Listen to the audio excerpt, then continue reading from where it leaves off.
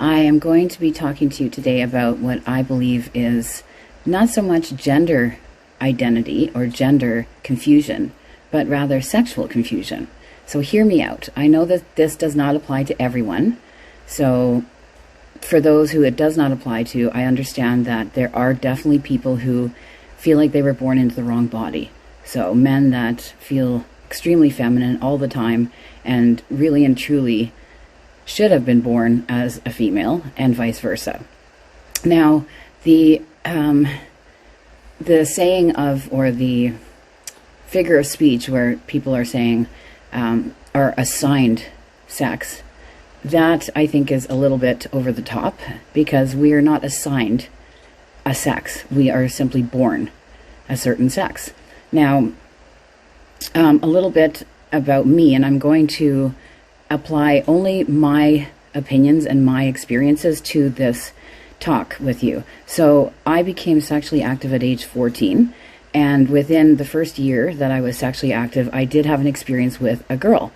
And she was a year or two older than me, and she was the sort of assertive one. And I liked it, and it made me wonder if I was a lesbian, if I was meant to be with girls. Now, that experience could very well have been a situation where I would suddenly feel like maybe I should have been a boy because I like that. And, it made me feel male.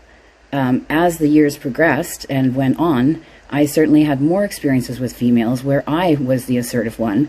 And again, in those situations, I did feel somewhat male because I was the dominator in the situation. And I've heard many men tell me that they had experiences at a young age with other men or boys, and it made them wonder if they were gay or if they should be a female. So I think sometimes the sexual identity or gender identity crisis is really about sexual identity or sexual crisis. Like you find yourself attracted to females and you're a female. Well, that's fine. That would indicate then that you were a lesbian. If you're only sexually attracted to females, it would mean that you were a lesbian. You're gay. And same with men. If you're only attracted to males, then you would be gay. But that doesn't mean you need to change your gender or wonder about your gender or have some type of confusion, regarding your gender. You can certainly be male and be attracted to only males. That would simply make you gay. Looking at society's idea of normal. What is normal these days, really? Is there such a thing as normal? Because there is so much alternative material and content out there, especially when it comes to porn.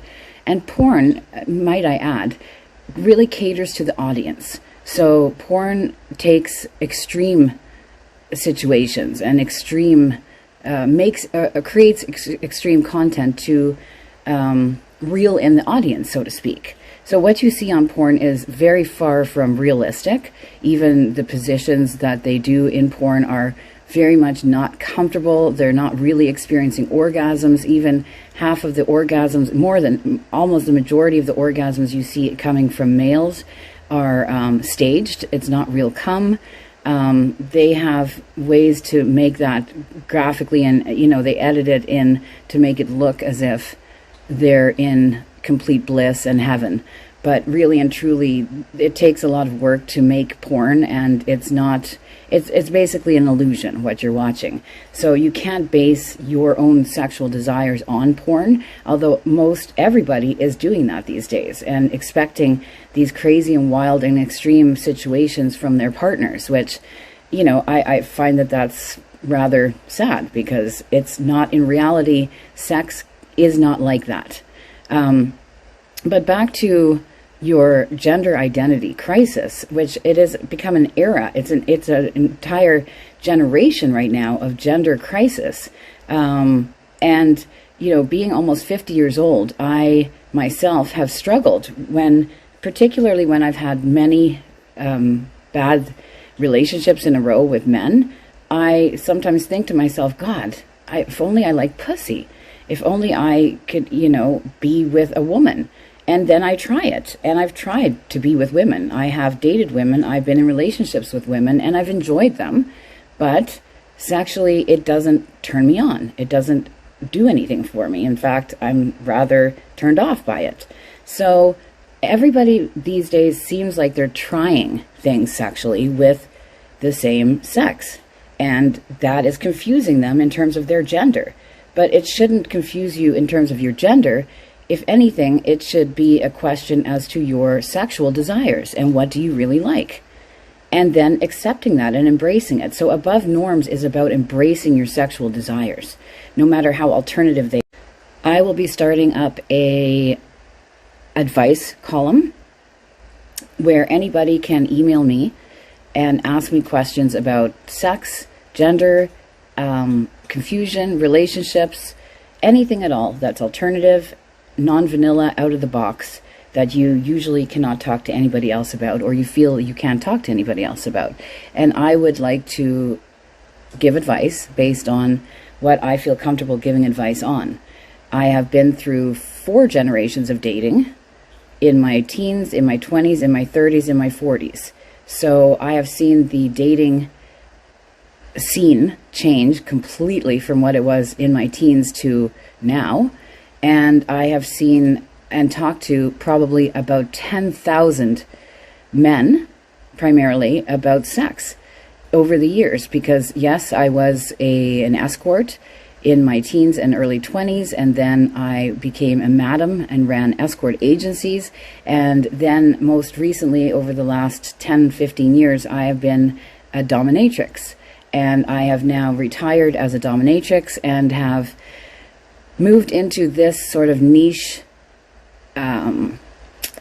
service that I'll be offering, which is an invite for both individuals and couples to come to me and talk to me about anything that is really, truly affecting their relationships, in terms of their sex life and fetishes and kinks that one of the partners or both of the partners may have, and how it's affecting them.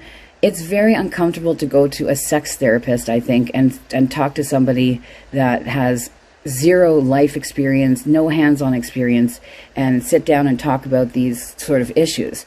I'm not a registered or licensed therapist, but I am offering my services, confidential services, one-on-one, online mainly, to talk to people about anything that you don't really feel like you can talk to the everyday therapist about.